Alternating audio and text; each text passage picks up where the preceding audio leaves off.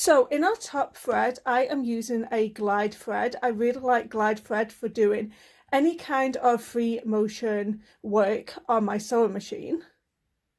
Another tip for beginners who are going about free motion quilting, always match up your thread with your bobbin. Don't try and do two different colours at the start.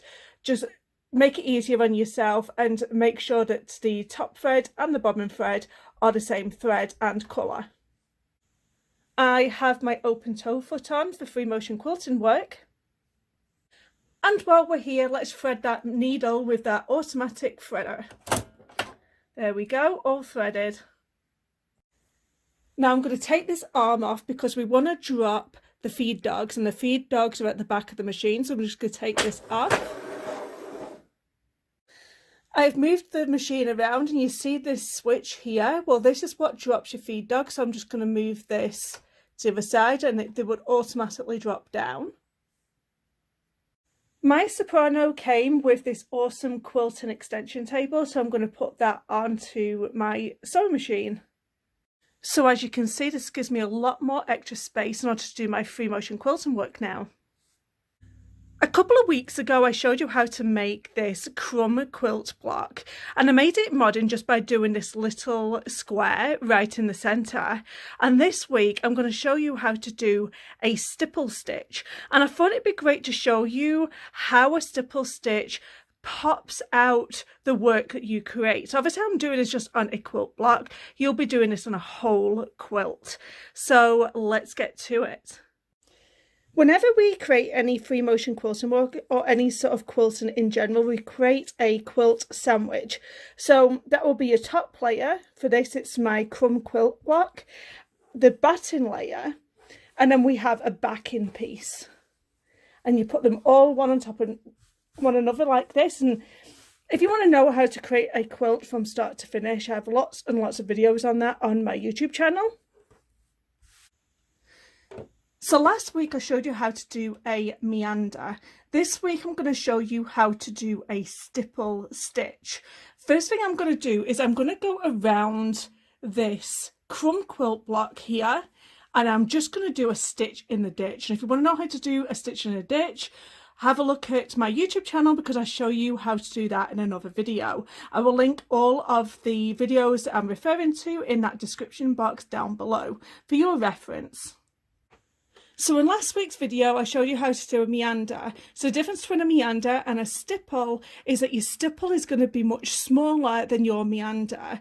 And the stipple stitch will press your fabric down in areas that you want certain motifs, or maybe you've done a bit of applique or any kind of work that you just want to stand out to make it pop, and press the other parts of the fabric down, and you'll see how great it looks once this is all completed. So let me show you how to do a stipple free motion stitch.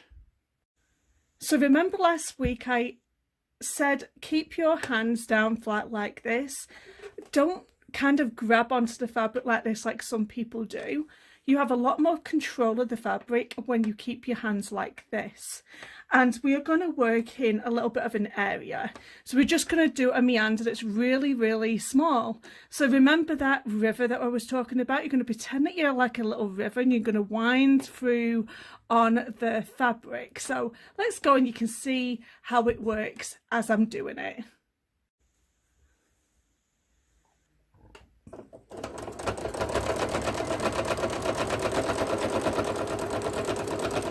So I'm going to keep it nice and small, and I'm going to wind through like a little river.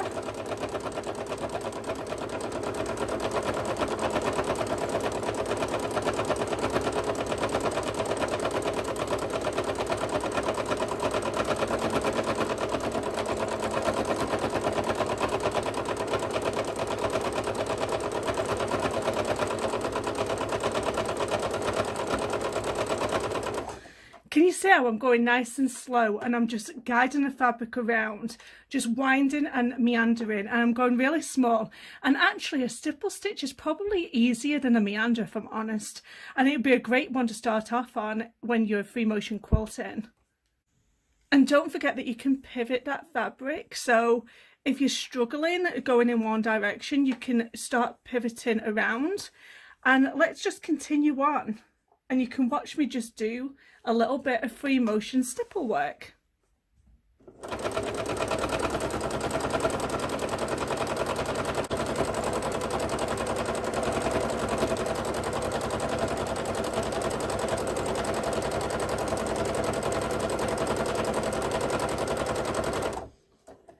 If you have a tendency to panic, I mean, it sounds funny, but sometimes when I was back in the day when I was learning how to free motion quilt, I would start panicking, and you can stop at any time. Try not to stop on a curve, try and stop in a straight line, but then just compose yourself and then get started again.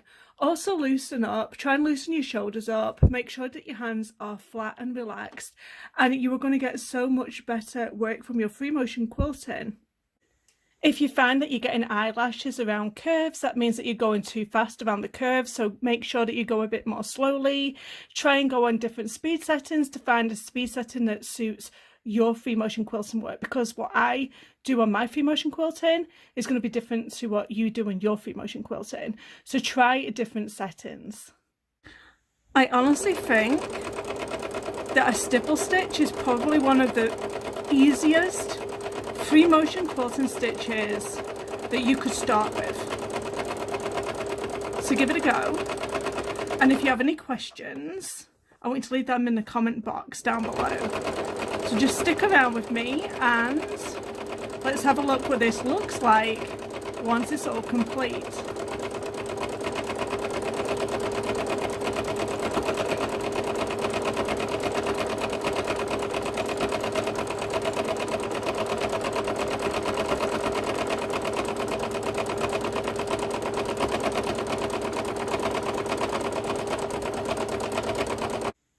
Another thing I want you to realise is your choice of thread is going to have a different effect on your actual quilt. So with this one, I obviously chose to use a teal colour. If I would have used a white colour, it obviously would have hidden into the background, and the centre crumb quilt black would have popped even more. But I think it looks really cool. It kind of looks like a window. If you do have any questions, please leave them in the comments box down below. Don't forget to hit subscribe on that channel so you don't miss my next video. Thank you so much for watching. Bye guys.